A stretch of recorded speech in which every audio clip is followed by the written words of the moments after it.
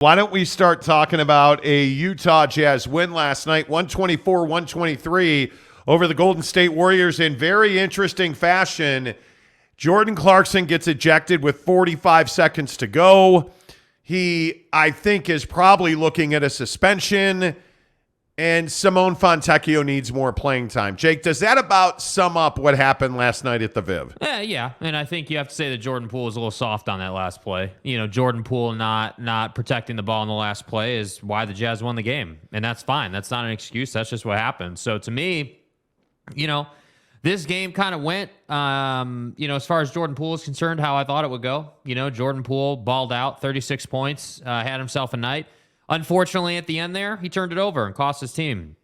So to me, this is exactly where Jordan Poole needs to grow. This is exactly where the Utah Jazz thrive. They pick on players who are giving them opportunities. You know, the Jazz to me are a team that is opportunistic as hell. They will look for any opportunity to get that timely turnover, that timely foul, that timely shot. That's the kind of team they are. And again, I want to be really clear. I don't even think that's a bad thing. I think it's a great thing. I think that's who they need to be right now. They need to be that opportunistic team. But certainly, I'm not going to sit here and say that this was some quality win. You were beat, and the Warriors made a mistake, and you took advantage of that. And I think it's great that you did.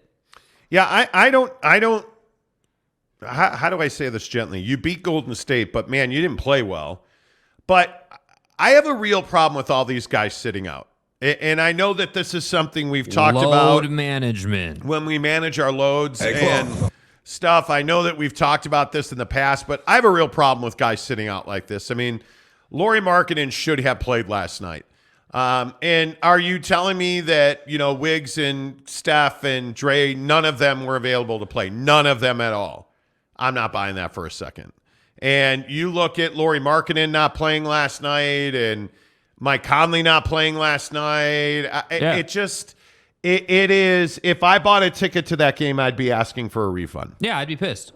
I would be really upset because you got what amounted to a wild ending, and it was a wild ending. Let's not sugarcoat it. The last 5 minutes of the game were wildly entertaining. Yeah.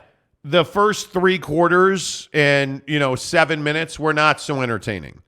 And it was an ugly game to watch. And you look at the starting lineup for Golden State, you have a guy in JaMychal Green and Kevon Looney and Klay Thompson and Ty Jerome, Jordan Poole, who, by the way, congratulations, had 36 points. Dilly.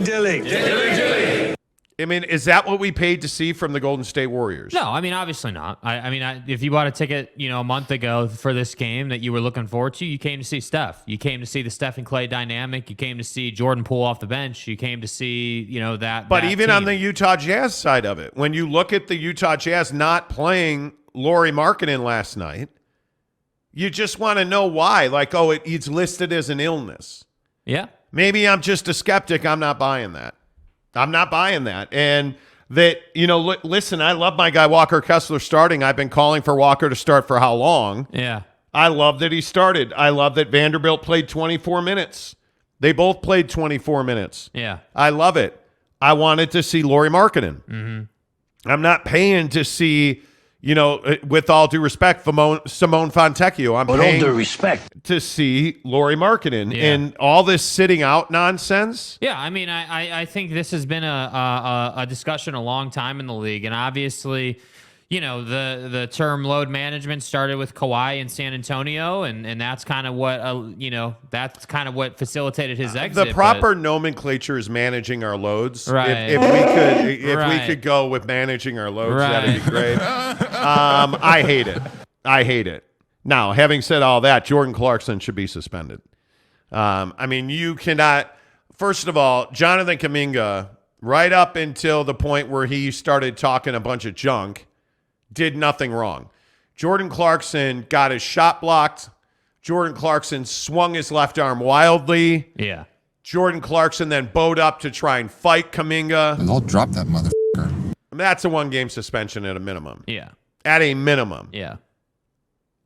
I don't understand what Jordan was doing there. Like, he completely lost his cool. And when we talk about this team and we talk about untouchables and not untouchables, like, Jordan Clarkson's a really important guy on this team in those kind of situations. And if we're being honest, they probably don't win the game if Jordan doesn't get ejected. Right. But he can't get ejected there. Like, it's just a complete meltdown. That was really disappointing out of Jordan Clarkson. Yeah, I mean, I think that Jordan.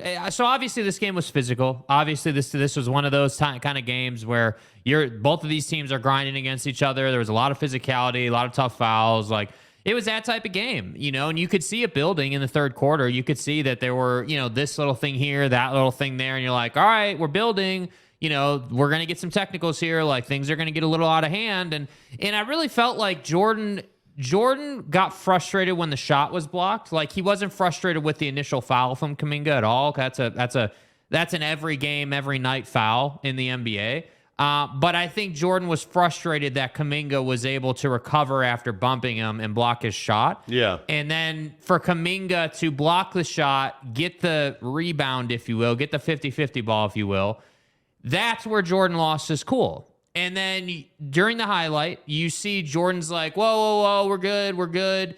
And then what you just said, Kuminga starts talking. And I think that's where it's like Jordan has to be better in that moment, because Kuminga or any other player is always going to talk a load of junk to you in that moment. That's how the NBA works. He works. just blocked your shot, man. Yeah, like, dude. with less than a minute to go in the game. He was physical with you, blocked your shot, got the 50-50 ball. He essentially turned you over.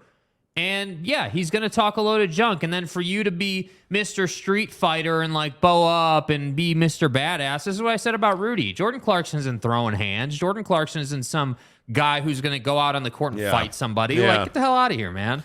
Yeah, but having said that, I mean, I loved what I saw from Fontecchio last night. I thought that was a really big performance for him. And, that's a guy that we know can shoot threes, but he makes a really nice play to get down the wing there at the end of the game for that dunk. And again, I saw everybody on Twitter after the game, foul on Olynyk. Well, it's a foul. That's absolutely a foul on Kelly Olynyk, but they didn't call it. So is it a foul? No, it's not.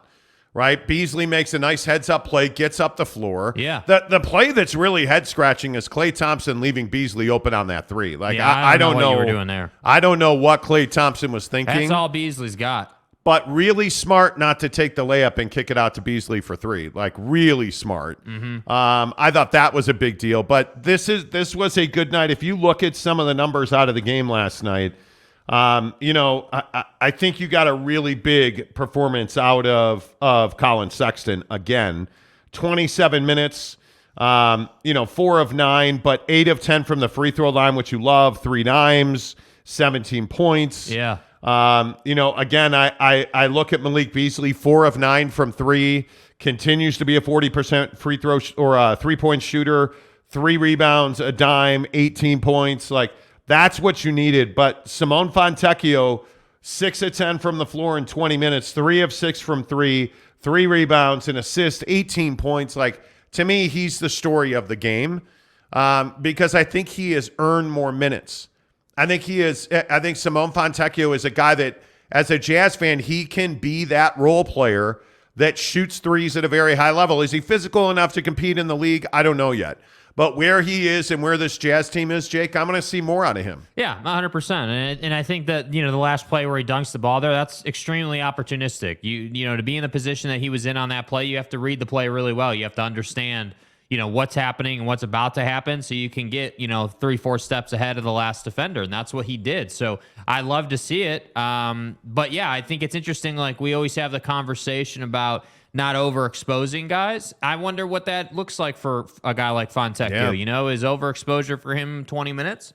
Is he a 10-minute guy? Is he a 20-minute guy? Like, that's what I think remains to be seen. And I think you have to figure out what his true weaknesses are. Now, I'm going to tell you his true weaknesses are physicality. You're right. Like, I think, he's somebody that could be taken advantage of physically.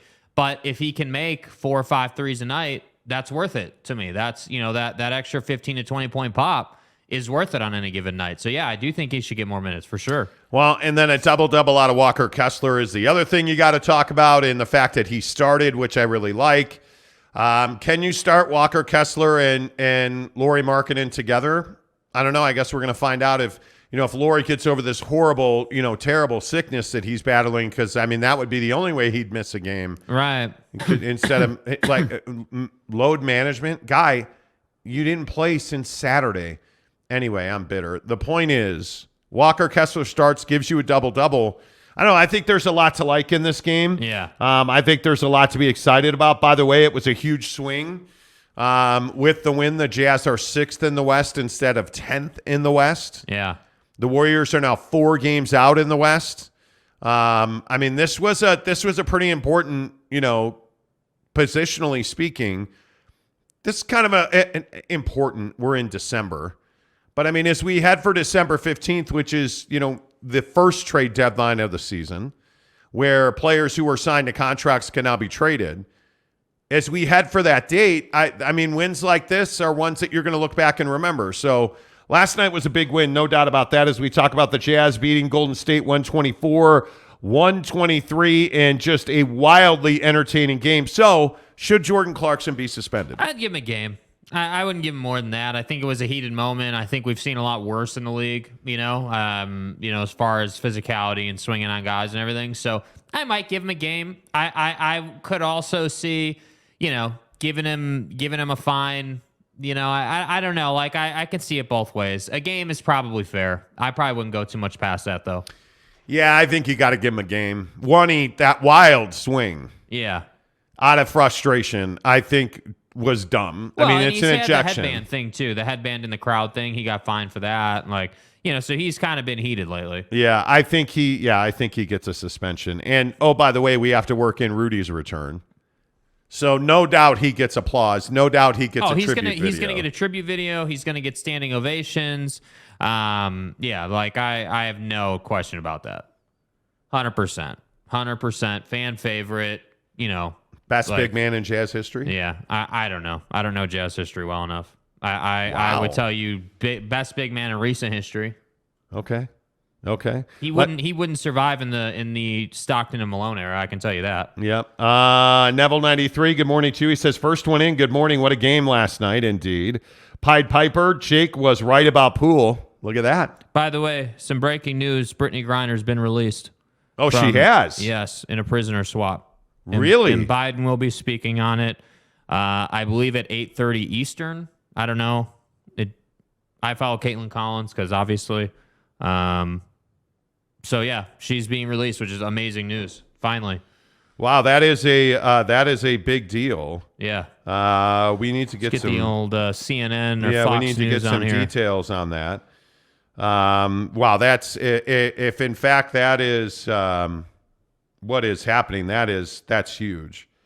Because Brittany Griner freed as part of a prisoner swap, according to CBS. She is in a 1-for-1 prisoner swap with Russian arms dealer Victor Bout. Wow, there you go. It is Victor Bout. Wow, that's huge. Yeah. She is out. She is already out. She is in U.S. custody now. Wow, that's amazing. So breaking news this morning, if you're just tuning in, as it happens, Brittany Griner has been freed from a Russian prison in a prisoner swap with a big Russian arms dealer. It's an incredible thing. I mean, I think it's absolutely what, people have been waiting for, and I hope all the people that were criticizing Biden over this are happy, and I think that, I never like seeing Russian arms dealers be set free, but I think you don't have a choice. An American, is being held by the Russians. You got to get it done.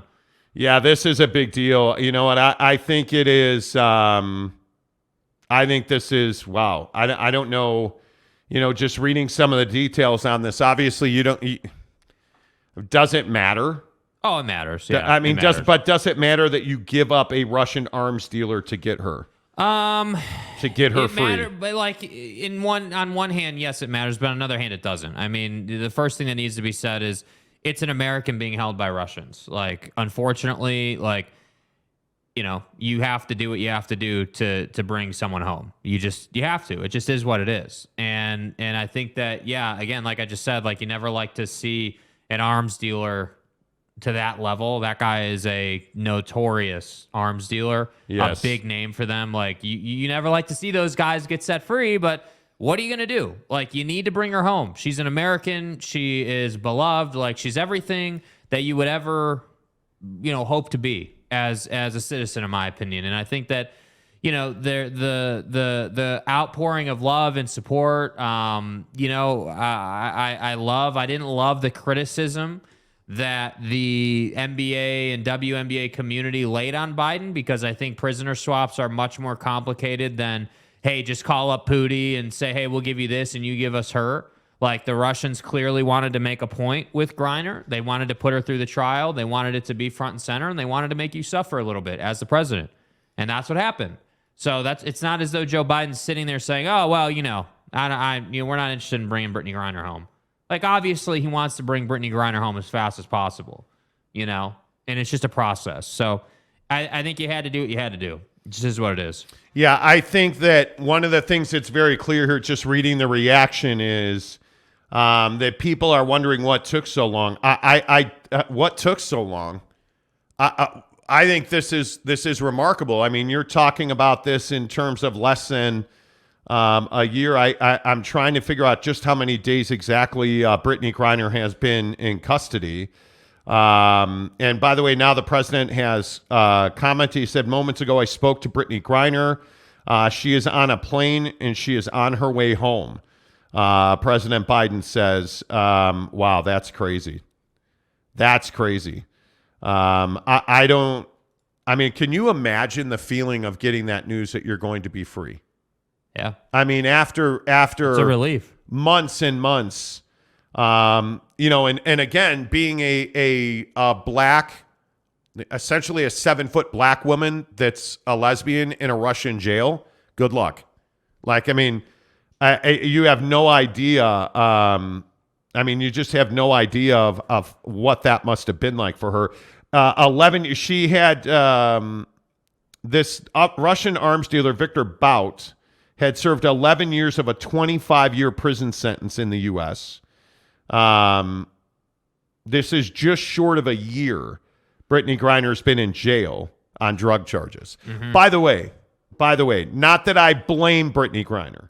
I hope this serves as a lesson to other people. Well, and I think that's what you have to understand here. And we're going to get back to the Jazz in a second. But I just hope that people understand, like, you can't go to foreign countries and take any chance, even on the smallest thing, because, not that it's Griner's fault, because I agree what the Russians did is ridiculous. But, man, like, you can't take any chances when you're not on American soil. Yeah, I don't know how you do that. I really don't. I mean, and there's so many Americans being held around the world, especially like you look at the Russians. She's not the only American being held by the Russians. Yeah. By the way, but we'll see. Let's see. Brandon says she snuggled drugs into Russia knowingly. Actually, no, she did not. She did not smuggle That's drugs. Not at all what happened. Get the hell out of here. Tyler said, glad she's finally set free, but the price is a bit steep. Bit steep. This is very steep. That was an ass kicking for what amounts to oil. Like, come on. Yeah, I mean, this is the price that you're paying to free Brittany Griner. I don't know that there is too much of a price. I mean, he's an arms dealer. But Brittany Griner was being used as propaganda. I mean, there's no question. There's no doubt. Yeah. Yeah, there's no doubt. I mean, that's what I'm saying. It's not as simple as it. Like, I feel like everyone characterizes it as, so in February when Griner was initially detained by the Russian police or whatever at the airport, I feel like everyone thought, Biden can just call up Pootie and the boys and get this done. Right? Like, yeah, she's going to have to go through the trial, but she'll be home in a month. Like, it won't even be a big deal. It's fine. That's not how the Russians operate. We've seen this time and time again. The Russians are out to make a point when it comes to Americans. They hate us. They don't like us. Like, we are their arch rival. Do you think it's some kind of surprise that she was put in a penal colony? Do you think it's some kind of surprise that she was made to work? Like, come on, dude. Well, I mean, this is, and by the way, I think the other thing that's really important to note is this is second prisoner swap with the Russians in, 3 months? Yeah. So, I mean, this is something this is pretty remarkable that you're able to negotiate with the Russians who, by all accounts, I mean, this is one of the worst periods in relations between this country and Russia. But if you're just tuning in, Brittany Griner's been freed from a Russian jail this morning in a prisoner swap with a Russian arms dealer who was serving 25 years. And that arms dealer, by the way, had sold guns to the Colombian rebels. Yeah. Who said that they were going to use the guns to kill Americans, which is why he got a 25-year sentence. And if you remember, Brittany Griner was arrested in Russia when she was leaving the country just after the Ukrainian war broke out because she had cannabis oil in her bags, which basically she was vaping. She was using cannabis oil to vape. So she was not smuggling drugs into Russia. That's not at all. It's ridiculous. That's not at all what happened. But yeah, can you, I mean, I just can't even imagine. I can't even imagine that if you are a professional athlete who's an American abroad, that you have to understand that you cannot do what Brittany Griner did. Yeah. I mean, and she has to have some level of accountability. Is it her fault that Brittany Griner got arrested in Russia? It's not her fault. She made it possible, though. She opened the door to be leveraged for propaganda and to be paraded in front of the Russian and the world media, really, because she had cannabis oil in her bags. So is it her fault? No. Is she responsible? Yeah, she is. She is responsible for giving the Russians the opportunity to use her for propaganda because she was carrying cannabis oil. Yeah. You're a multimillionaire. You tell me you can't afford to replace it? Come on now. I mean, it really just was not well said. You know, like it is something that is, I mean, and cannabis oil, just so that we're clear, there is some question about whether cannabis oil is even illegal in Russia. Because when you look at like her conviction essentially was for drug smuggling. Yeah. Cannabis oil is not drug smuggling. No. It's not. You know, like it is used around the world medicinally for medical purposes. That's what I'm saying. They were just looking to make an example of it. Like it's so clear what the Russians were doing here. Yeah. I mean that I don't even know that it's inarguable. Yeah. And you know, I'm not going to read your comments, dude. Like it is so ridiculous that you're making the argument that she's smuggling drugs. Come on. Yeah. Like that's not legit. You know, yeah, I agree. I agree with you, Neville 93. I'm happy she's free. F all the talk. Yeah, absolutely. Yeah. Matthew Del Rosario says foreigners should be scared of going to Russia from now on. Yeah. But the funny thing is, Russia is actually a lucrative proposition for professional athletes from all over the world, whether it's hockey, whether it's certainly women's basketball, men's basketball, soccer. Like they have a very, very lucrative living. And I've known several women, having been around the WNBA quite a bit, I've known several women that have played in Russia and become millionaires because of it. Yeah. So, NY Monty fan said, I liked Monty's take on all this from the podcast when all this first went down. Yeah. Tanner, good morning, says, that's great. Brittany's out. It will be nice to see Brittany burn an American flag on American soil again. It's the little things. Well, I'm curious how she will handle this because her family, I think, was absolutely foolish in their comments. Yeah. If I'm Brittany Griner, I'm not saying anything. I'm not going saying back to anything. The grind. I'm going back to playing basketball. Like I'm just doing my thing. I mean, I'm just going. I'm trying to live. I'm trying to rebuild my body because you can't tell me she hasn't suffered physically. Yeah. You know, like it is. Yeah, I think they're. Yeah, absolutely. Let's see. Justin Marby Dog, excuse me, says it is illegal to fly with THC oil in America and Russia and everywhere else. It is, yes, but possessing cannabis oil in Russia is not illegal. So there is some. It is what it is. It is what it is, man. Why do we obsess on the legality? Why can't we just be like, yeah, it's great she's out. Yeah. It's great she's home. Yeah. Like, OG said, to be fair, there's plenty of arms dealers to replace any that get jailed. I don't think one being traded will make that big of a difference. This particular guy, his name is the Merchant of Death. It is this particular arms dealer made it his business to sell arms to people that were going to either use them to attack Americans or kill Americans. Like, some of the deals he made, some of the deals he made were crazy. Anyway, feel free to continue to comment. I think it's very interesting that Brittany Griner's out this morning in what is one of the shortest turnarounds, and yet I think probably politically it will be too long for the Biden administration. Never mind that she had to go through a trial and they were not going to do a prisoner swap. That to me is the biggest deal. But anyway, your comments on the Jazz.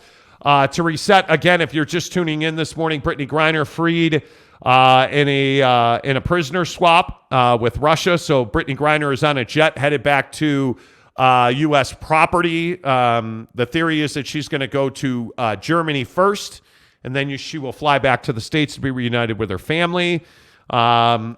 I think very clearly the biggest story in sports this morning is the Jazz 124-123 over the Golden State Warriors in what was a chaotic ending to the game that saw Jordan Clarkson get ejected. It wasn't a fight, but trying to fight Jonathan Kuminga, if that's a thing in the NBA. A flagrant foul, a flagrant 2 was called, leading to the ejection. Kuminga and Clarkson exchanged words. Clarkson had his hands up, ready to fight. I think he's probably going to get a game suspension just on the merits of the flagrant 2 alone. But then the whole ruckus afterward. So we'll have to keep an eye on that. The Timberwolves are in town on Friday, so you'd really like to have JC for that game. Lauri Markkanen, by the way, missed a game last night with what's being called an illness. Some people say he was at home managing his load. We'll see. I don't know. What am I? What? What? What am I supposed to say to that? If I were you, I would say get to TryDayTrading.com/Monty, which is, as always, our Jazz and NBA talk on this show is brought to you by our good friends at TryDayTrading.com. Day trading is a lucrative way to make a living, and it is absolutely exploding now. And I think a lot of people are coming out of this crypto crash looking for other ways to make money. TryDayTrading.com. If you're somebody that's already in the market, if you're somebody that's always wanted to dabble in trading stocks, and you want to do that on a daily basis where you're in and you're out and you're making profits, and if I said to you, hey, it is December 8th today, right, and we have got, essentially 12 working days until Christmas, hey, you know what? If you've got 12 working days and you could make $12,000, would you do it? And I think unequivocally your answer would be yes, you would do it. Yeah. That's what you can do at Tri-Day Trading. There are people who have gone through the Tri-Day Trading program that make over $1,000 a day. There are some who make hundreds of dollars a day doing it as a side hustle. Whatever your schedule is, Tri-Day Trading has a program for you. And all we're asking you to do this morning right now, support the show by going to TryDayTrading.com/Monty and watching the free webinar. Let us know what you think of it. Because I think what happens with just about everybody who watches the webinar, you're really interested in it because they show you how their program works, and you hear from a ton of people who've been through it, and you hear the success stories of the people who are like, hey, you know what, I've worked. There's one of the guys that went through the Tri-Day program was a grocery manager for a major grocery chain, and so he was working every Christmas, every Thanksgiving, working late at night, doesn't get to see his family, goes through the TryDayTrading.com program, and now he works for himself. He doesn't work at the grocery store anymore. He's self-employed. He's built generational wealth now because he went to the Tri-Day Trading program, and it all started by him watching that free webinar at TryDayTrading.com/Monty. Your thoughts on the Jazz? Let's see. Tyler P. says, yes, let's hear what Kuminga said. I bet it's way worse than anything Clarkson did. Well, I think it was very curious that Jordan Clarkson absolutely exploded based on something that Kuminga said. There's no doubt about that. We can sit here and blame Kuminga. We can blame Clarkson. The fact is, it's a heated moment. Like, you know what I mean? Like, they're clearly battling. It is what it is. Like, I don't think that Kuminga should be suspended. I don't think Kuminga should be. I don't think Kuminga did anything wrong. Yeah. I mean, he had all of his teammates holding him back, or he would have just absolutely done nothing. Yeah. I always love that in NBA fights. Let's see. Tanner Plummer says that was such a crazy game last night. Glad Utah came out on top indeed. Yeah, I see all your Brittany Griner comments. See, I kind of knew this would be a bigger story. But let's see. Marby Dog says betting on basketball is more reliable than the stock market, not day trading. See, that's the thing. I wonder how many people understand what day trading is. I'm curious about that. Matthew Del Rosario said Clarkson lost the ball to Kuminga, then wrapped him up in frustration. I think what triggered him was the second motion when Kuminga pushed him off and said something. Well, the problem is that Jordan Clarkson swung down aggressively with his left arm. That's why it was a flagrant foul. Yeah. And he made contact, which is, ultimately never good. Mm-hmm. And if I'm Kuminga, I'm not happy he did that. I'm sure he did say something. But Kuminga wasn't the one. Like, Jordan Clarkson was bowed up ready to fight. Kuminga never did that. So I don't think you're justified in suspending Kuminga. I think you're justified in suspending Jordan Clarkson. Yeah. So, Tyler P says, "Oh no, swung down the horror." I know, right? Boyd Lake says NBA fights are usually slappy girl fights. Well, sometimes they're slappy girl fights. Last night was not really a slappy girl fight. OG says JC is normally chill. I feel like he has been getting bad ref calls very recently. I'd be frustrated too. You're going to get bad calls. You're going to get good calls. Was Kelly Olynyk's body block on Jordan Poole a foul last night? Well, it was. Did they call it? They didn't. Right? I mean, we've got to, in our sports fandom, we have got to get out of this belief that the refs are trying to screw us and that it's the refs are why we lost the game. Stop. The refs are not why Golden State lost that game. The refs are not why the Jazz won that game. The Jazz won that game, frankly, because Klay Thompson decided not to guard Malik Beasley. If we're being totally honest, if we're truth-telling on Golden State, Jordan Poole has to be better than he was on that last possession. 100%. Like, what are you doing? Yep. That's just a terrible decision. Yeah. So the refs are not why Golden State lost or why the Jazz won the game. It drives me crazy that people are like, oh, God, the refs killed us. No, they didn't. Yeah. No, they didn't. They did not. They did not. Tanner says, I never blame the refs, and I'm not starting now, but... So go ahead and blame the refs. How do you think Clarkson has been treated by the refs? Are his complaints well-warranted? They're not well-warranted. This was the problem and has been the problem on this team for years. It was Rudy Gobert's biggest issue. It was, Donovan Mitchell getting ejected 2 years ago or last year in Philly. Who wins the battle of the officials, by the way? Who's the winner? Yeah. Who's the team that comes out on top after, nobody comes out on top. Nobody. MDR says NAW was huge last night. He really was. The kick-out pass to Beasley for 3, then the steal on Poole. KO also stole the ball off of Clay before that. I think Nickeil Alexander-Walker is blooming. You're starting to see him really grow, shooting the ball well.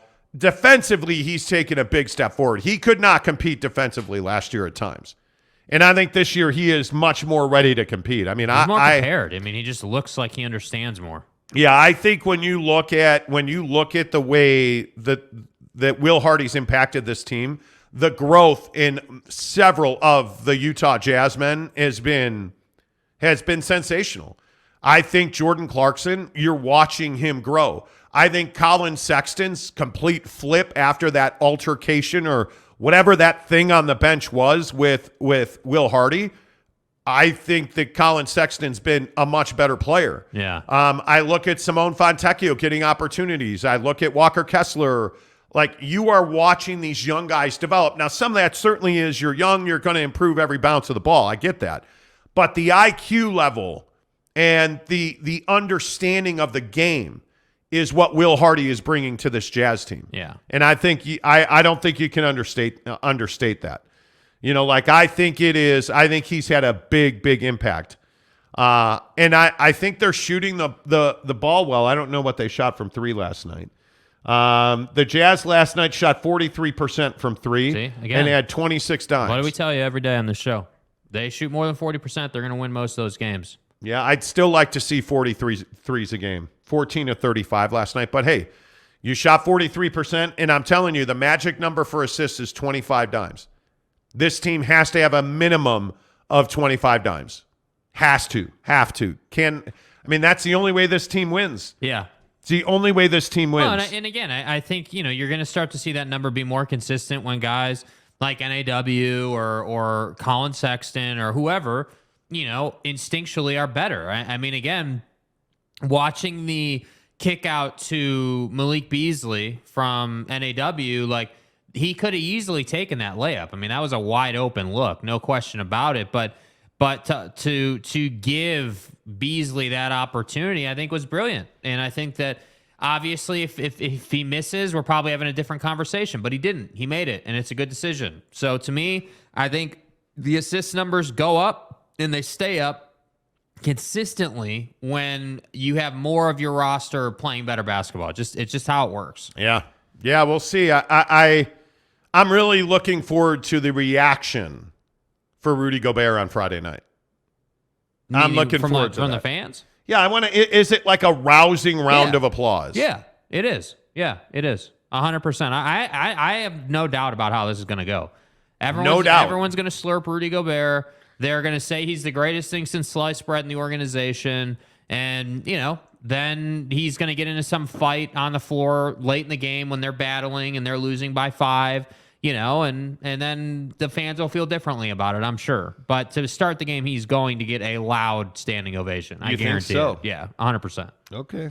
I don't disagree with that, actually. I really don't. By the way, T-Wolves won last night, 121-115 over Indiana. And the greatest center in the history of the Utah Jazz had 16 points and 21 rebounds. I'm a man! 3 steals, 2 blocks, and was a plus 15. Nice game. Yeah. That team's better without Karl Anthony Towns. Well, no, that team's better without both of them on the floor. One of them on the floor is better than both. Okay, that's the right way to put that. I don't disagree with that. I don't disagree with that at all. But I'm interested to see how that goes. By the way, did you see my guy, Walker Kessler, last night with 5 blocks? Mm-hmm. My guy. He's mine. Yeah, he's your guy. You said he's the greatest big man in Jazz history, Ever. right? Ever. What's up, Teddy Wayman? Duck season's in very early this morning. And says the refs handed the Jazz the win. Yeah, I don't know about that. Tanner Plummer said Buller had his own yes moment. I can't stand him, but that was pretty cool. I guess. I didn't hear the call. Yeah. I did not hear the call. Duck season says, I actually watched the game in the 4th of the Utah Jazz were handed a free win with those calls. Yeah, a free win. A free win. Teddy, what's up? Tanner says, can't wait to see Kessler take Gobert to the woodshed. That's not going to happen. Dude. That's not going to happen. Justin Salas, how the heck are you? I want Kessler to block Rudy to cement that we thoroughly won that trade. That could be. Absolutely could be. Mr. E says, Clarkson showed in the last minute how dumb he can be with that crazy pass and trying to shoot over a 7-foot center. I would agree with the sentiment that Jordan Clarkson he's so up and down. He's so inconsistent. Is Jordan Clarkson ever truly elite? No. I don't think he is. Mentally, he doesn't have that groove, that mentality where you have to understand how to operate in the heated moments. You have to understand how to maintain your game when things are kind of getting out of hand, and that's kind of what the special ones are able to do. Like Kevin Durant's always going to the elbow to get a good look when the game's on the line or when they need a bucket and they're desperate or whatever. Like Jordan Clarkson, for whatever reason, thought that he'd be able to get by Jonathan Kuminga going to his left And that's just not going to happen against a guy like Kuminga. He's too big. He covers too much ground. Like, that wasn't a good choice. No. And to me, I think that the Jazz and a lot of NBA teams do this, where they'll get away from ball movement. They'll get away from what brought them success earlier in the game in late game situations. Whereas if you would just move the ball against most of these teams, you'd be fine. Yep. You know? So, oh, wow. Yeah. Look at now, duck season is here. So Teddy Wayman is going to lead by example because duck season still owes us $100. Teddy Wayman says, I said the Jazz would win by double digits, and I was wrong.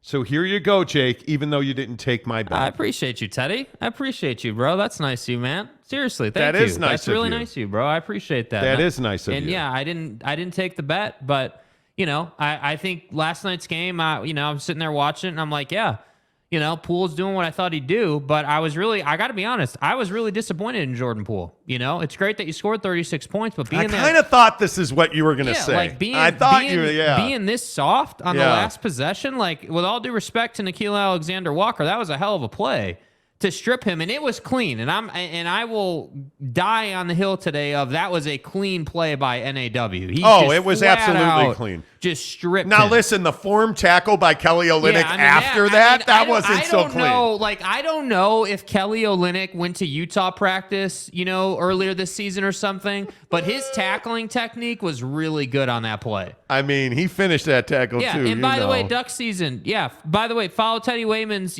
lead here. Oh, he did. The duck season gave us 99 cents. 99 cents. Well, $98 to go, bro. $98 to go, dude. It is what it is, I think what's interesting is that NAW, it was clean. I mean, you look at and Jordan Poole didn't pull any punches after the game. I mean, he and Steve Kerr said the same thing. Jordan's got to be better with the ball in his hand there. You have to protect the ball. You've got to burn the clock. You've got to make them foul you. Yeah. And Jordan Poole, after the game, said he was assuming a foul was coming, and he relaxed. And that's why it was so easy to strip the ball from him. He did not brace himself to get fouled. He just assumed it'd be a ticky-tack foul. And NAW went for the ball, which I think is huge. I just think. Which, again, that's the downside of Jordan Poole. How are you playing this version of the Utah Jazz, or this, let me put it this way. This is the better way to put it. How are you playing a team that is going to be very physical, right, within their ability, because the Jazz, to win games, the Jazz have to be physical to a certain level. In that moment, you're closing the game, you're up by 1 point, and you're inbounding it at half court, right? So the Jazz know if we can get a steal here, if we can get a turnover, we're gonna be in a great spot. But how are you? How are you how are you that soft? How are you doing? Like, I just couldn't believe it. Yeah, and I think the thing that's really important is that NAW doesn't get arm. No, it's all ball. Yeah, he doesn't get arm, which is really difficult to do. Like, that's amazing to me and we're watching it. Obviously, we can't play it for you. We'd love to, but we can't play it for you. Yeah. But yeah, it's. So anyway, my point is, Teddy Wayman, appreciate the tip, dude. Yeah, Poole did, as far as stats, Poole did what I thought he'd do, but it doesn't matter. It's all for naught if you can't win the damn game. Justin Salas says, it was clean, but then there was a kickball and the tackle by KO.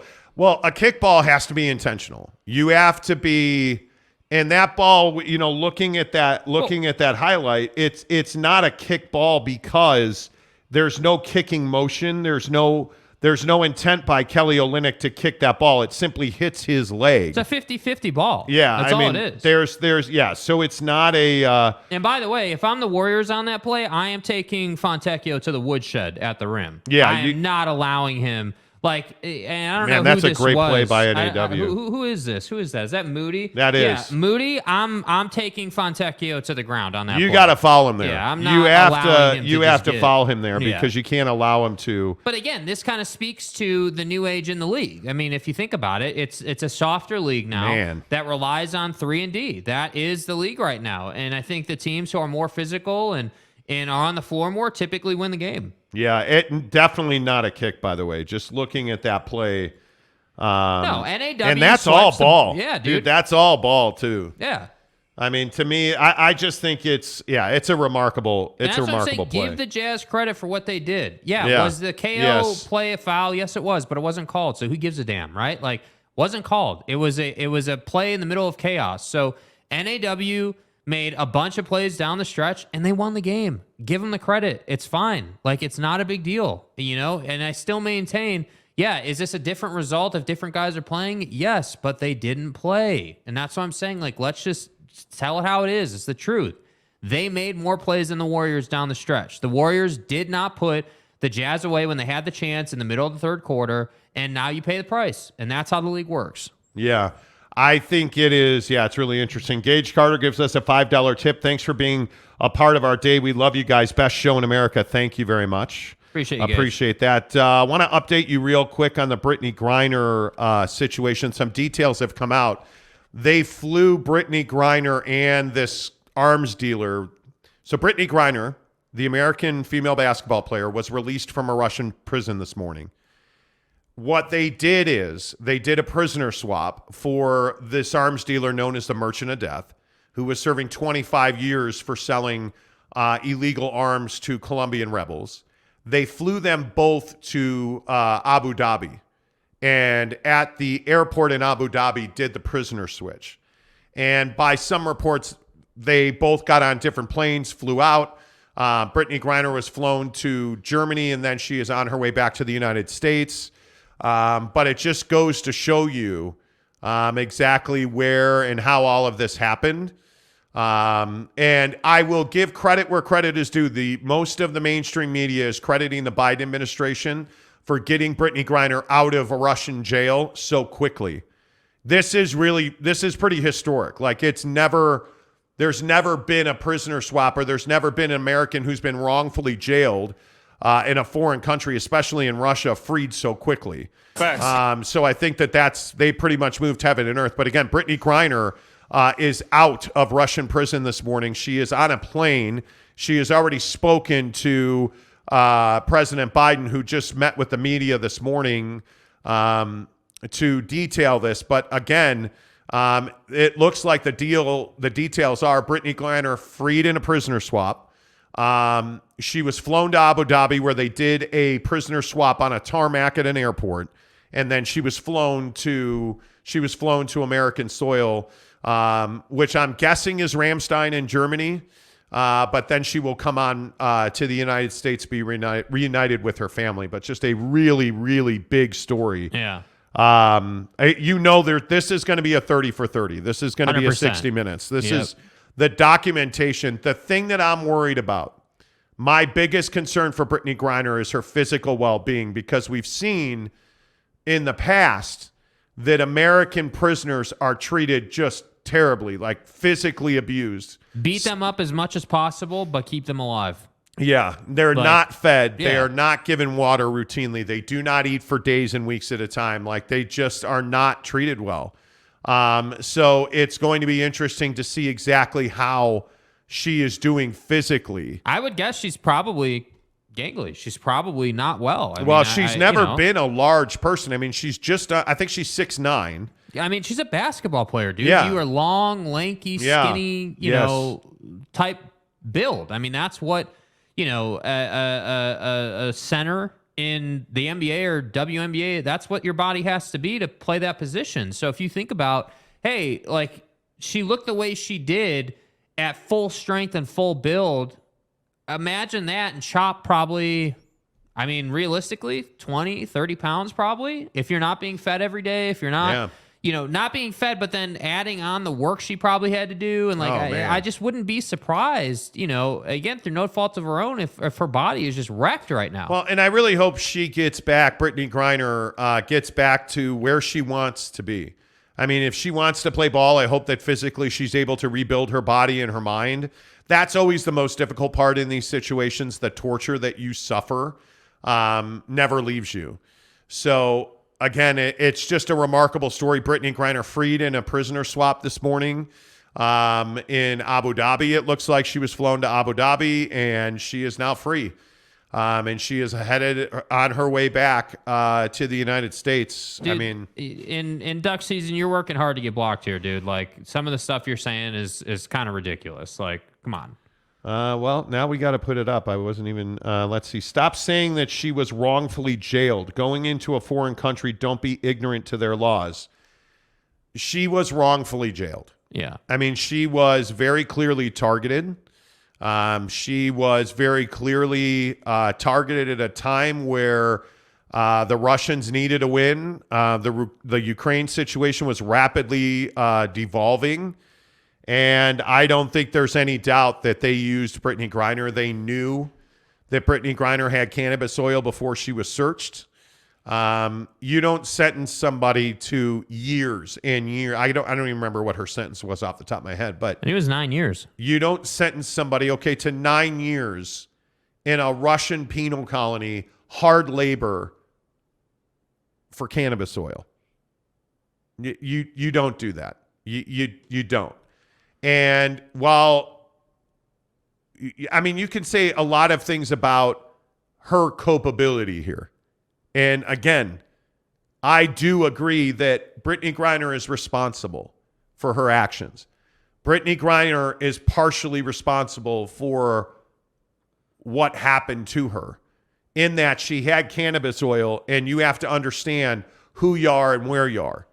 And if you don't understand that you are a significant figure in Russia because you're a 7-foot black lesbian woman in a time where the Russians were about to have a full-scale invasion of Ukraine, you were a target.